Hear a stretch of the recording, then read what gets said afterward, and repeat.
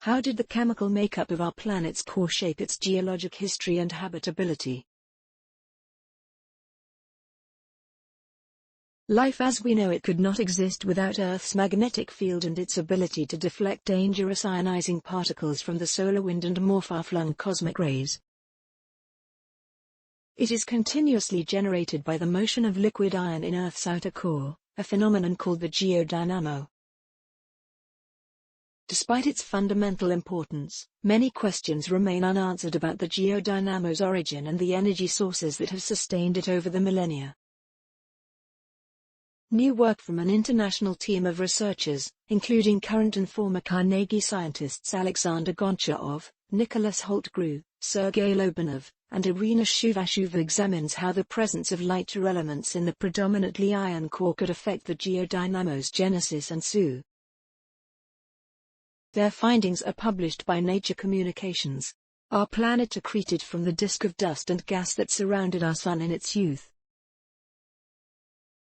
Eventually, the densest material sank inward in the forming planet, creating the layers that exist today: core, mantle, and crust.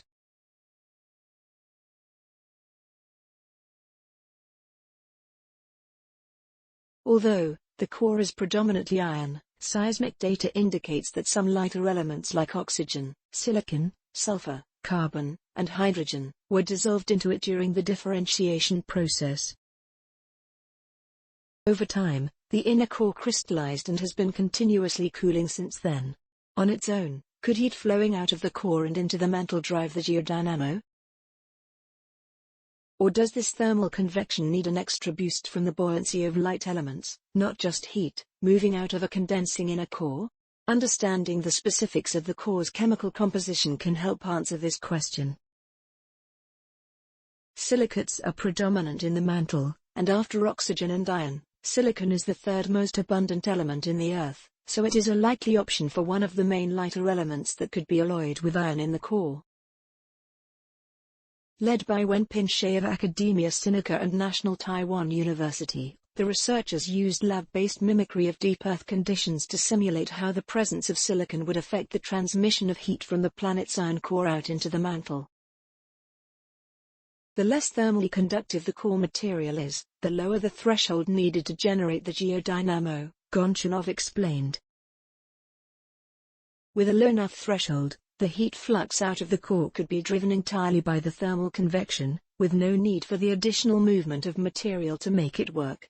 The team found that a concentration of about 8% silicon in their simulated inner core, the geodynamo. Looking forward, they want to expand their efforts to understand how the presence of oxygen, sulfur, and carbon in the core would influence this convection process. Thanks for watching. Do you like my video? Then show me your love by pressing like button. Please subscribe my channel and hit bell icon for new science inventions in future.